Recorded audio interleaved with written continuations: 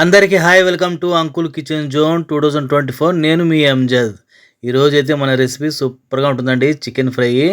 ఇప్పుడు వర్షాలు పడుతున్నాయి కదా, ఈ వర్షాలకి జలుబు, దగ్గు, జ్వరము అలా వస్తుంటాయి కదా. అలా వచ్చి వెళ్ళినప్పుడు నోరు అనేది బాగా సప్పపడిపోతుంది కదా. అలాంటప్పుడు ఈ చికెన్ ఫ్రై చేసుకుంటారండి, సూపర్గా ఉంటుంది. ఇంకెందుకు ఆలస్యం వచ్చేయండి మన రెసిపీలోకి. ఇప్పుడు స్టవ్ మీద కడాయి పెట్టేసి ఆ కడాయిలో 4 చెంచాల నూనె అయితే పోస్తున్నానండి, మీడియం చెంచాతో. నూనె వేడెక్కిన తర్వాత ఇందులో ఒక పెద్ద స్పూన్తో అల్లం తెల్లగడ్డ పేస్ట్ అయితే వేసుకోవాలి. ఇక్కడ చికెన్ అయితే నేను 1 కేజీ తీసుకున్నానండి. 1 కేజీకి ఒక ఫుల్ స్పూను అల్లం తెల్లగడ్డ పేస్ట్ అయితే వేసాను. ఇది పచ్చివాసన పోయేంత వరకు ఒక 2 నిమిషాలు అలా ఫ్రై చేసుకుందాము. స్టవ్ అయితే నేను మీడియం ఫ్లేమ్లో పెట్టాను. దీంట్లో మనము ఎర్రగడ్డలు వేయము, అలాగే టమాటా వేయమండి. ఒక చిన్న స్పూన్తో గరం మసాలా హోమ్ మేడ్ పట్ట, లవంగాలు, యాలకులు, పెద్ద ఇలాచి అవి ఉన్నాయి కదా, అవి పొడి కొట్టి దాంతో ఒక చిన్న స్పూన్తో అయితే వేసానండి. అలాగే ఒక రెమ్మ కరివేపాకు. ఇదే అండి మనకు మెయిన్ మసాలా మన చికెన్ ఫ్రైలో. ఈ 3 ఫ్లేవర్లు చికెన్ ఫ్రైకి అయితే సూపర్గా ఉంటాయి, ఫ్లేవర్ కానీ టేస్ట్ కానీ. ఇవి పచ్చివాసన పోయేంత వరకు ఒక 3 నిమిషాలు ఫ్రై చేసుకుందాం మనము. ఇప్పుడు ముందుగానే క్లీన్ చేసి పెట్టుకున్న 1 కేజీ చికెన్ అయితే తీసుకున్నానండి. చికెన్ నేను పెద్ద పెద్ద ముక్కలుగా కొట్టించాను. ఈ ఫ్రైకి మనకు ముక్క అనేది పెద్దగా ఉంటేనే బాగుంటుందండి, ఎందుకంటే మనం వేసిన సింపుల్ మసాలాలు బాగా పడతాయి, లోపల వరకు వెళ్తాయి. ఇప్పుడు దీంట్లో ఒక హాఫ్ స్పూన్ పసుపు అయితే వేసుకున్నాము. రుచి తగ్గ ఉప్పు వేసుకొని మనం వేసిన ఉప్పు, పసుపు, అలాగే అల్లం తెల్లగడ్డ పేస్టు, గరం మసాలా మొత్తం బాగా పట్టేలాగా చికెన్ ముక్కలకు కడాయిలో అయితే 4 పక్కల మనం ముక్కల్ని బాగా కలుపుకోవాలి, అడ్జస్ట్ చేసుకుంటూ.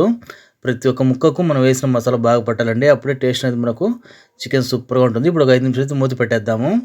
మూత తీసిన తర్వాత చూసారు కదా, చికెన్ నుంచి నీళ్ళు అనేది ఊడుతుందండి. పెద్ద ముక్కలు కొట్టించాం కదా, పెద్ద ముక్కల నుంచి నీరు అనేది ఎక్కువగా వస్తుంది.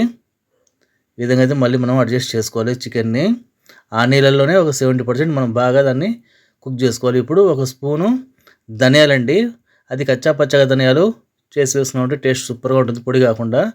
అలాగే కారం 1 స్పూను, హాఫ్ స్పూను జీలకర్ర పొడి అండి.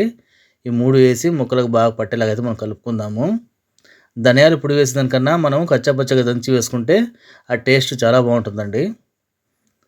ఇప్పుడు దీంట్లో ఒక హాఫ్ స్పూను మిరియాల పొడి అయితే వేసుకుందాము. అలాగే ఒక మీడియం చెంచాతో వెనిగర్ అండి. వెనిగర్ అనేది ఆప్షనల్.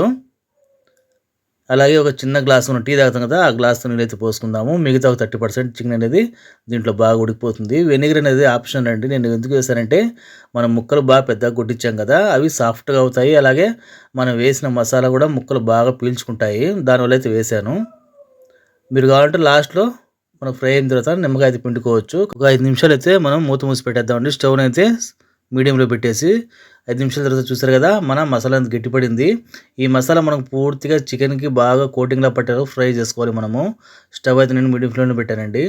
ఈ ఫ్రై ఏమంటే మనకు నోటికి చాలా బాగుంటుందండి. హెల్త్ బాగాలేనప్పుడు కానీ, అలా మనకు నోరు కొంచెం చేదుగా ఉంటుంది కదా, ఏం తినబుద్ధి కాదు కదా, అలాంటప్పుడు ఇది చేసుకుని రసమన్నంలో నంచుకొని తింటుంటే టేస్ట్ సూపర్గా ఉంటుంది. నిమిషానికి ఒకసారి కలుపుకుంటూ చూసారు కదా, మనకు కడాయిలో మసాలా లేకుండా మొత్తం చికెన్కి కోటింగ్లా పట్టేసింది. ఈ విధంగా ఉండాలండి మనకు చికెన్ ఫ్రై అనేది. చికెన్ ఫ్రై అయితే రెడీ అయిపోయిందండి. దీన్ని ఇంకా ప్లేటింగ్ అయితే చేసేద్దాము. చూసారు కదా, గుమ్మగుమ్మలాడుతూ జ్యూసీగా ఎమ్మిగా చికెన్ ఫ్రై. మీకు నచ్చితే లైక్ చేయండి, సబ్స్క్రైబ్ చేయండి, షేర్ చేయండి. Thanks for watching me friend.